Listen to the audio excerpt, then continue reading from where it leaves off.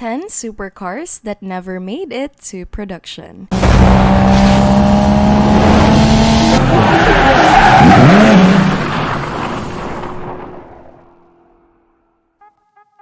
Hello and welcome back to MIA Luxury Cars. For today's video, we will be going to talk about the 10 supercars that never made it to production. Let's get it on. Number 1. Lamborghini Cala. Lamborghini is known for producing stunning automobiles, and the Cala was no exception. Lamborghini had to build this car because they had recently changed ownership to Megatech and needed a vehicle to replace Halpa. So, Lamborghini engineers created a supercar with a 4.0-liter V10, in the middle producing around 400 horsepower.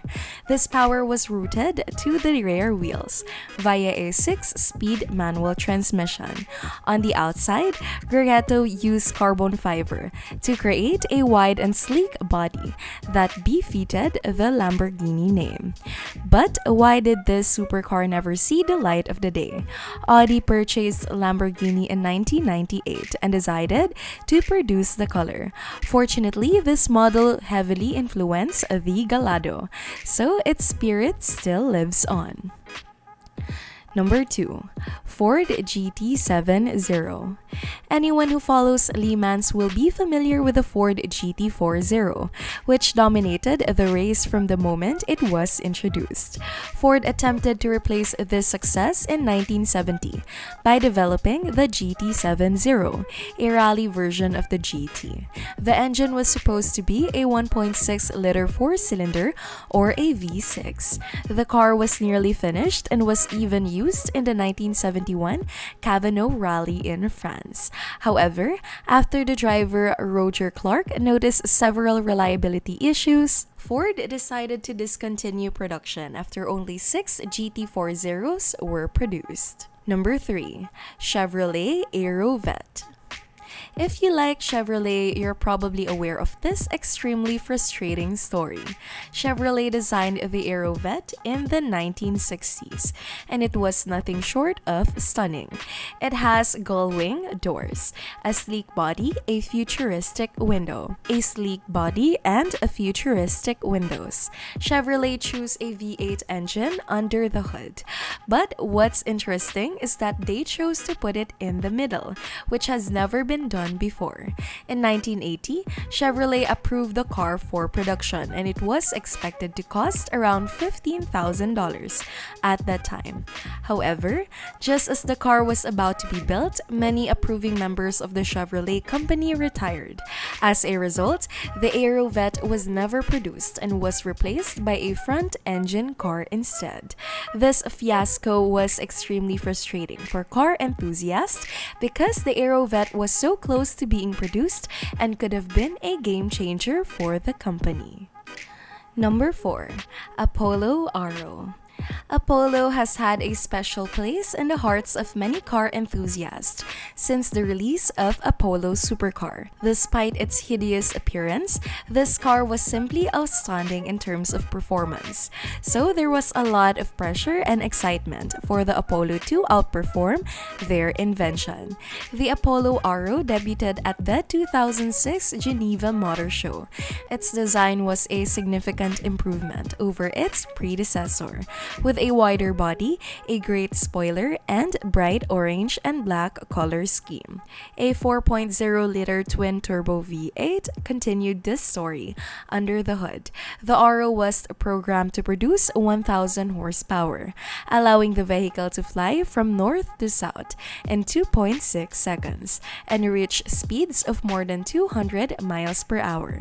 The Aro was programmed to produce 1,000 horsepower, allowing the vehicle to fly from north to south in 2.6 seconds and reach speeds of more than 200 miles per hour. The reason for Aro's failure to reach production are unclear, but it is likely related to the company's ongoing financial struggles.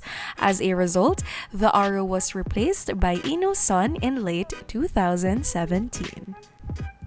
Number 5. Jaguar CX75. Jaguar's XJ220 model was a huge success for the company. As a result, they desired to develop a newer model that would further impress the automotive world. The CX75 was created as a result of a Formula One collaboration. It was truly incredible to generate 776 horsepower from electric motors powered by diesel turbines. This car would also have a 31-mile all-electric range, which was an added bonus. Jaguar planned to produce 250 CX75s. However, the global financial crisis did not end in 2012. As a result, Jaguar decided to halt production, and the CX75 never saw the light of day. This was extremely disappointing because it would have been the company's first hybrid, and the car's looks were second to none. Number 6. Chrysler ME FourTwelve. Chrysler stepped outside their comfort zone when it created the 412 in 2004. It was designed as a supercar with a 12-cylinder quad-turbo engine in the middle. The shell was made of carbon fiber and the chassis was made of an aluminum honeycomb. The car would have 850 horsepower and could go from 0 to 60 in under 3 seconds. It could also run the quarter mile in 10.6 seconds. So, why was this car never built? The 412 seemed to be Chrysler's chance to compete with the supercar world and rival its American rivals. However, Chrysler's executives did not believe so, and they decided to halt production just as it was about to hit the road. This was extremely disheartening news. Number 7. Audi R8 Le Mans. Everyone loves an Audi R8 and everyone loves Le Mans. So what would happen if you combine the two? Audi attempted to do just that with the Le Mans concept, kept the same muscular yet sleek appearance as the original R8, but improved on it in several ways. For example, the R8 Le Mans had a 6.0-liter turbo V12 engine that produced just under 500 horsepower.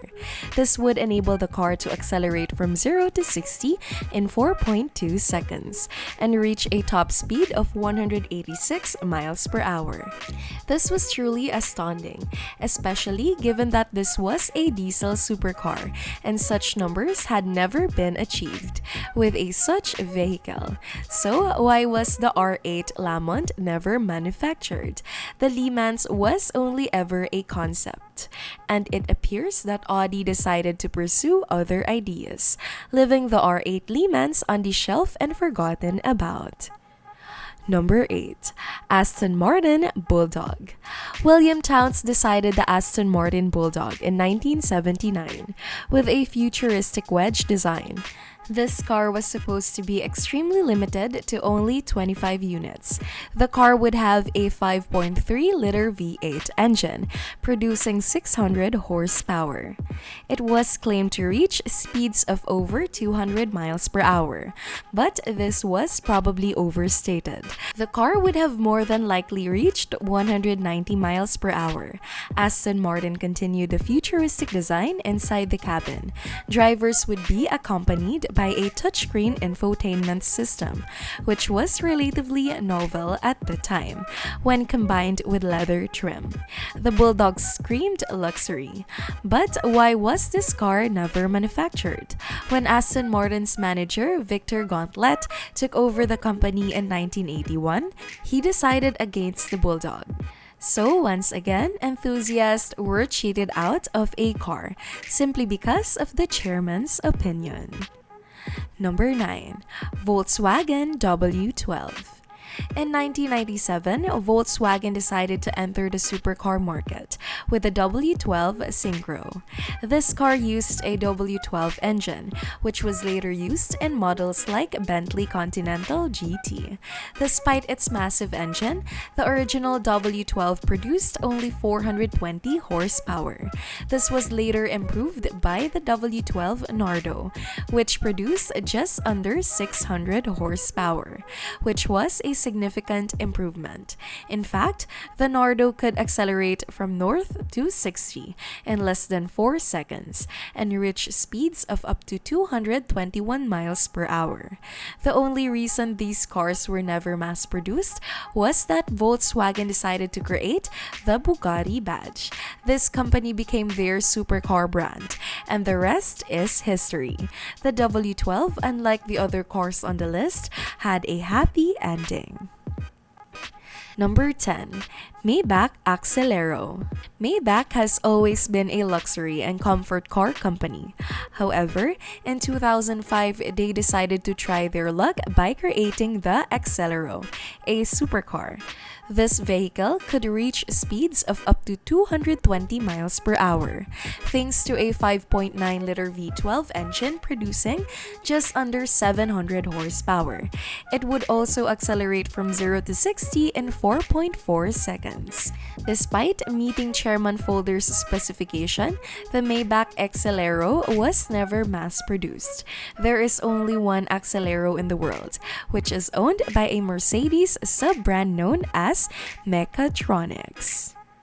So which car has piqued your interest, and do you wish to have made it into production? Please let me know by leaving a comment below. And if you enjoyed this video, please press the like button, turn on the notification bell, and subscribe to our channel for more videos like this. Thank you for stopping by to watch. See you in our next video.